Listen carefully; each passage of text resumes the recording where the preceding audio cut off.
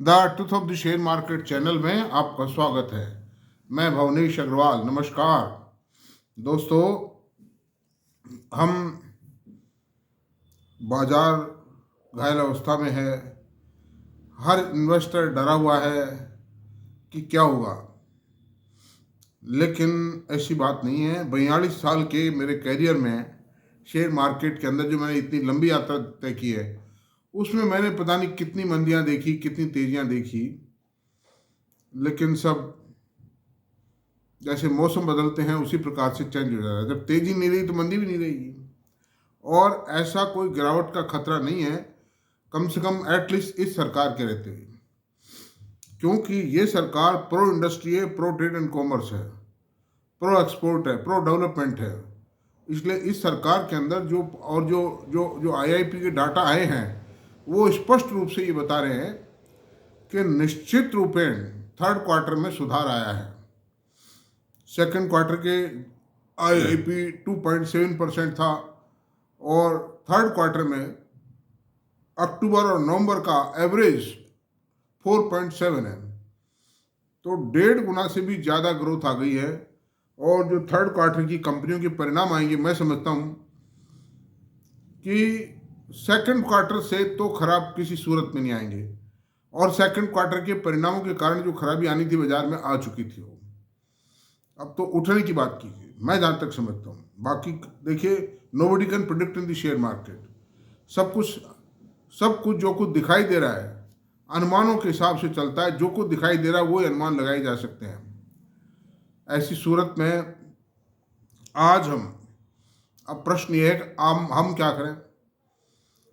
हम आज एक ऐसी कंपनी पर विचार करेंगे, गहन चर्चा करेंगे, जो कंपनी भारत की एक बहुत बड़ी कंपनी है, भारत के नामी घराने की कंपनी है, और कुछ इन्वेस्टर्स इन दिनों कुछ रुष्ट भी हैं, उससे नाराज भी हैं कुछ इन्वेस्टर्स, लेकिन ऐसी बात नहीं है। उस कंपनी का शेयर आज अपनी इंट्रिंसिक वर्थ से आधे दामों पे मिल रहा है। ये कंपनी भारत की सबसे बड़ी पॉलिएस्टर मैन्युफैक्चरिंग कंपनी है। पॉलिएस्टर में फुल इंटीग्रेशन है। मैग, कैप्टोलैक्टम, मैग, डीएमटी, अथाइल, मतलब ये है, मतलब एक टीपीआई, टेरिफ्लिक एसिड, और पॉली कंडेंसेशन चिप्स बनती हैं, फाइबर बनता है, यार्न बनता है। और यार्न की आलोक इंडस्ट्री की भी एक बहुत बड़ी कंपनी थी, उसको भी उन्होंने टेक ओवर किया था। यार्न मैन्युफैक्चरर हैं, सबसे बड़े पेट्रोकेमिकल मैन्युफैक्चरर हैं, अथाइलिन, पॉलीप्रोपिलीन। ये बेसिक जो आपको पेट्रोकेमिकल है वो सब अवेलेबल है उनके यहाँ।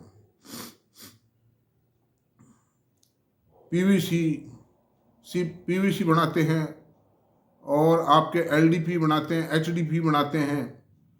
जामनगर में बहुत बड़ी पेट्रोलियम रिफाइनरी है, जो दुनिया की सिंगल लोकेशन पे सबसे बड़ी रिफाइनरी है, और उनका जो प्लांट है वो दुनिया की सबसे लेटेस्ट टेक्नोलॉजी पर आधारित है। अब उस कंपनी का नाम बता दें, वरना अब शिकायत रहेगी कि साहब नाम नहीं बताया। उस कंपनी का नाम है Reliance industries limited. Reliance industry limited is a pride of the nation. अब कोई कुछ भी कहेगा अडानी अंबानी चोर हैं, लेकिन मैं नहीं मानता इनको चोर। इन्होंने देश को कमा के दिया, देश के लोगों को कमा के दिया है। देश में एक असेट क्रिएशन किया, एम्प्लॉयमेंट दिया है लोगों को। सरकार को भारी भरकम रेवेन्यू चुकाया है, टैक्स चुकाए हैं। कोई आदमी ये तो कहे कि इन्होंने चोरी क्या की, और वो चोरी की है वो हमको पता है, लेकिन वो युग बीत गया, और उसको भी चोरी नहीं कह सकते। सरकारी आदेश ले आए, राजनीतिक मतलब जुगाड़ बैठा करके, और कोई आदमी को ऑर्डर्स करवा लेता है, और सेंट्रल गवर्नमेंट से कोई ऑर्डर करवाता है, तो उसमें कोई चोरी वाली बात नहीं। गवर्नमेंट के ऑर्डर्स हैं, और गवर्नमेंट में कोई भी ऑर्डर जो होता है वो मेरिट्स पे एग्जामिन करके होता है। उसको सेक्रेटरी एग्जामिन करते हैं, डिप्टी सेक्रेटरी एग्जामिन करते हैं, मिनिस्टर एग्जामिन करता है, प्राइम मिनिस्टर एग्जामिन करता है, कैबिनेट एग्जामिन करती है। इतना इजी नहीं है, मतलब there must have been some base. तो ऐसी सूरत में आज हम रिलायंस इंडस्ट्री के बारे में आपसे ये कहेंगे, ये शेयर आधे से भी कम दामों पे मिल रहा है, लेस देन हाफ प्राइस पर है। वो कैलकुलेशन हम आपको बताएंगे, एक एक चीज समझाएंगे, बशर्ते कि आप कागज पेन लेके बैठे। कागज ये इस पे स्क्रीन पर मैं डिस्प्ले कर दूंगा, उससे कुछ नहीं होता है। एक सेकंड में, एक झपकी में आप क्या देख पाएंगे? आप तसल्ली से देखिए, कागज पेन लेके देखिए, नोट करिए उनको, और 2-3 बार वीडियो देखना पड़ेगा, पूरा वीडियो देखना पड़ेगा, जब आपको मालूम पड़ेगा। And now the time has come to accumulate this share. Now the cheapest share, now this is the cheapest share on the Indian Stock Exchange. अब सस्ता कैसे है मैं आपसे बताता हूँ। रिलायंस इंडस्ट्री की जो टोटल सेल थी FY 24 यानी फाइनेंशियल ईयर एंडिंग मार्च 2024 में, टोटल जो सेल थी 11,122 करोड़ रुपए, 11,122 करोड़ रुपए की थी। 11 lakh crore rupees consolidated sale, और उसमें उसका ईबिटा था 1,70,829 रुपए। 1,70,829 करोड़ रुपए, जो देश में और किसी भी कंपनी का नहीं है। ना इतनी सेल है, ना इतना ईबिटा है किसी भी कंपनी का। अब आपको हम बताते हैं, देखिए इसमें किस किस सेगमेंट वर्टिकल का कितना हिस्सा है। Oil to chemical 62,389 crore, oil and gas 20,191 crore रुपए, रिटेल 23,108 करोड़ रुपए, 23,000 ईबिटा है। ये ईबिटा है, ईबिटा बोल रहा हूं मैं, दोबारा से बोलता हूं, या चलो सेल बोलते हैं पहले इसकी। ऑयल टू केमिकल सेल है 56,749 करोड़ रुपए, और ऑयल एंड गैस की सेल है 24,439 करोड़ रुपए। ये KG-D6 से जो तेल निकालते हैं और गैस निकालते हैं, उसकी सेल है 24,439 करोड़ रुपए FY 24 में। ये भी बहुत क्वांटम है। ऑयल इंडिया ONGC के मुकाबले में इनका प्रोडक्शन। अच्छा, रिटेल में इनकी सेल थी 3,06,848 करोड़ रुपए, और डिजिटल सेल थी यानी टेलीकॉम सेक्टर, जो आप जियो का टेलीफोन काम में लेते हैं, उसकी सेल थी 1,32,983 करोड़ रुपए। 1,32,938 करोड़ रुपए है ना। और जो अदर प्रोडक्ट्स हैं, मिसलेनियस रहते हैं, कई छोटे मोटे रहते हैं, 8,516 करोड़, 80,516 करोड़ रुपए अदर्स। अब इनका जो ईबिटा है, जिसको मैंने बताया 1,70,829 करोड़ रुपए का टोटल है ईबिटा।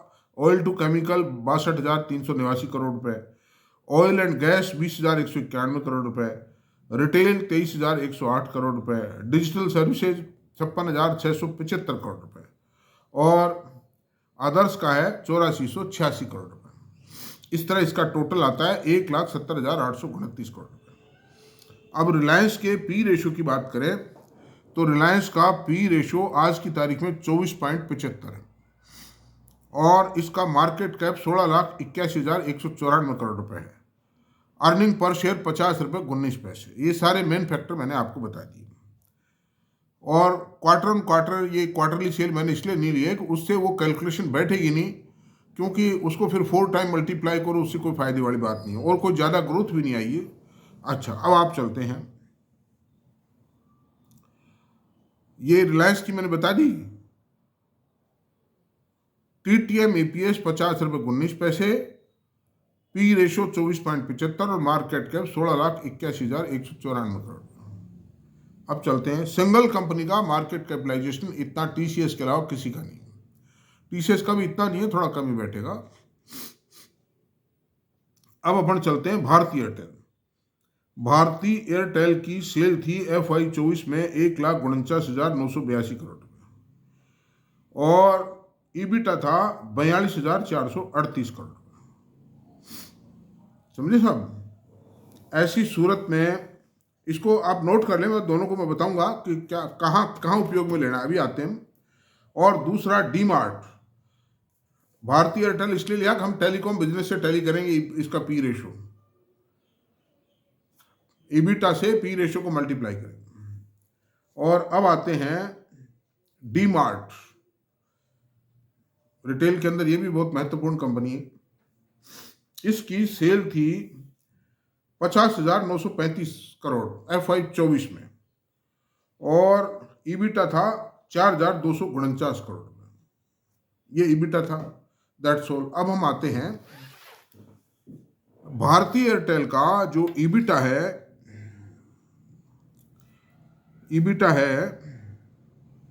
यानी पहले तो भारतीय एयरटेल के मार्केट कैप की बात करते हैं। 9,35,848 करोड़ रुपए थे, 9,35,848 करोड़ रुपए। और रिलायंस का 16 करोड़ रुपए, जबकि रिलायंस में तो दुनिया भर के वर्टिकल्स भरे पड़े हैं। भारतीय एयरटेल की सेल को 1.5 लाख करोड़ थी, रिलायंस की सेल 10 लाख करोड़ रुपए है। वो सारी डिटेल दूंगा मैं अभी आपको, सारे कैलकुलेशन बताऊंगा। तो इस तरह से इसका जो ईबिटा है 42,438 करोड़ का ईबिटा है। उसका यदि मार्केट कैप में भाग देते हैं तो पी रेशो टू ईबिटा 22 आता है, 22 का पी रेशो आता है। और उससे इसका मार्केट कैप जो है, मार्केट कैप में बस डिवाइड दे दिया, इसका मार्केट कैप है 9,35,848 करोड़, है ना। उसमें ईबिटा जो है, वो जो ईबिटा है 42,438 करोड़, उससे डिवाइड किया तो 22 आता है। मतलब ईबिटा पर शेयर 22 का पी रेशो आता है। EBITDA price to EBITDA 22, price to EBITDA 22 आता है ना। अब डीमार्ट की बात करते हैं तो डीमार्ट के अंदर 2,39,840 करोड़ की सेल है, 3,685 करोड़ का ईबिटा है। इसको अगर ईबिटा को से इसकी ईबिटा से प्राइस पी रेशो निकालते हैं तो 56.44 आता है।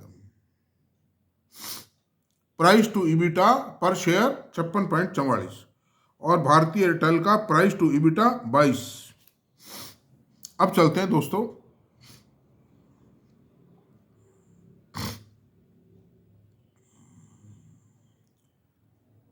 रिलायंस को। अगर ऑयल टू केमिकल का पी रेशो सिर्फ मैं 10 दे रहा हूं, इसका कंपेयर नहीं किया जा सकता क्योंकि ऐसी कंपनी ऑयल टू केमिकल में है ही नहीं इंडिया में। और ऑयल एंड गैस को भी 10 ही दे रहा हूं मैं, क्योंकि ONGC और ऑयल इंडिया, इनका भी पी रेशो करीब इतना सा की है, कोई बात नहीं, उनसे उनके बराबर दे दिया। रिटेल 56.44 का पी रेशो दिया डीमार्ट के बराबर, और डिजिटल को वही 22 का पी रेशो दिया भारतीय एयरटेल के बराबर, और अदर्स को भी 15 का पी रेशो दिया। इसमें कई डिफरेंट चीज़ें हैं ऐसी जो IT सेक्टर की हैं, कई और हैं, मतलब इस तरह 15 का पी रेशो दिया, बिल्कुल जस्टिफाइड है। तो ऑयल टू केमिकल का मार्केट कैप 6,23,890 करोड़ रुपए आया, ऑयल एंड गैस का 2,01,910 करोड़ रुपए आया, रिटेल का 13,04,215 करोड़ रुपए आया, डिजिटल का 12,46,850 करोड़ रुपए आया, और अदर्स का 1,26,690 करोड़ रुपए आया। इस तरह से इस मार्केट कैप का अगर टोटल कर लेते हैं, इसके पीयर से कंपैरिजन करके निकाला है, जो पीयर इसके मुकाबले कमजोर है, मतलब ये बहुत ताकतवर है उनके मुकाबले, 35 लाख रुपए का मार्केट कैप आता है उस हिसाब से, जबकि मार्केट कैप इसका 16,81,000 रुपये है। तो 17 लाख मान लीजिए, 16,81 17 में कोई फर्क नहीं, मोटे रूप में 17 दूनी 34, लेस देन हाफ इसकी मार्केट वैल्यू। और अगर आज इनको ये डीमर्ज कर देता है इन कंपनियों को, जैसे ऑयल टू केमिकल को अलग कर देवे, रिटेल को अलग कर दे, डिजिटल को अलग कर देवे, तो ऐसी सूरत में निश्चित रूप से मानिए इनका सबका जोड़ के मार्केट कैप 45-50 लाख रुपए से कम नहीं होगा। ये इस वर्तमान में भी आधी कीमत पर है, इसकी इंट्रिंसिक वर्थ जो इसकी पीयर्स के मुकाबले है। तो ये सॉलिड चट्टान है, मतलब सोने का बिस्किट है एक तरह से समझो आप। जो लोग कहते हैं रिलायंस की तो हवा निकल गई, हवा कुछ नहीं है, सोया हुआ शेर है, जब दाड़ेगा ना तो अच्छे अच्छों को पछाड़ देगा, इसके वैसे ही गिर जाएंगे। जैसे कोई नीचे शेर दाड़ता है, वो पेड़ों पर कोई छोटे मोटे बंदर बेचारे बैठे रहते हैं, वो डर की वजह से नीचे गिर जाते हैं। The same way it is like a lion to roar in the open jungle. तो this is the total story अब मैं आपसे बताता हूँ कि दूसरा और कारण से, दूसरा प्लस पॉइंट और सुनिए आप। देखो, रिटेल के अंदर एक्सपांशन कंटिन्यू है, टेलीकॉम में एक्सपांशन कंटिन्यू है, नंबर ऑफ कनेक्शंस बढ़ता चला जाएगा। बीच में जो BSNL वगैरह की वजह से थोड़ा सा कुछ उतावले लोग चले गए थे, वो वापस लौट आएंगे और बढ़ेगा। अभी टेलीकॉम सर्विसेज का दायरा बढ़ेगा। फिर जो जियो सिनेमा वगैरह और जो भी है इनके, और उनको सुधार रहे हैं, उनमें बढ़ा रहे हैं स्कोप, मतलब तो वो बढ़ता चला जाएगा। नेटफ्लिक्स, जस्ट लाइक नेटफ्लिक्स होगा ये, Jio cinema will become Netflix of India. Another thing, जो गोदावरी नदी से, गोदावरी KG-D6 से, समझिए आप, KG-D6 से जो गैस निकालने का काम है, उसके अंदर उत्तरोत्तर वृद्धि होती जा रही है कंटिन्यूस। दोस्तों, 20,000 रुपये का तेल और गैस निकाला इन्होंने, फिर पन्ना में भी गैस निकाल रहे हैं। अच्छा, अनदर थिंग, एक इनका जो 75,000 करोड़ रुपए का जो प्रोजेक्ट है ग्रीन एनर्जी का, उस प्रोजेक्ट का फर्स्ट फेज मैं समझता हूँ जून तक कमर्शियल प्रोडक्शन आ जाएगा उसमें। और उसमें मेनली कौन से प्रोडक्ट होंगे, दैट वो होगा सोलर पैनल्स।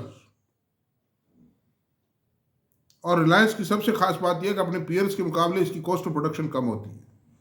तो this company will emerge as a biggest competitor. लेकिन सोलर पैनल के अंदर इतनी ज़्यादा डिमांड है कि उसमें कंपटीशन होगा ही नहीं। There will be no competition because the demand is more than 200%। Supply कर ही नहीं सकते, इतनी डिमांड है। इंडिया की जो प्रेजेंट मैन्युफैक्चरिंग कैपेसिटी है वो मुश्किल से आप समझिए 20,000 मेगावाट है। वो 20-25,000 मेगावाट मान लीजिए, बस, इससे ज़्यादा नहीं है। उसमें वारी जो एनर्जीज है वो सबसे बड़ा मैन्युफैक्चरर है। और बताएंगे आपको, देखो डिटेल फिर दूसरे वीडियो में बताएंगे। तो ऐसी सूरत में वो एक अलग एडिशन और होगा ग्रीन एनर्जी का। और ग्रीन एनर्जी के शेयरों का P रेशो बहुत ज़्यादा है इस समय। वारी का P रेशो 74 है इस समय।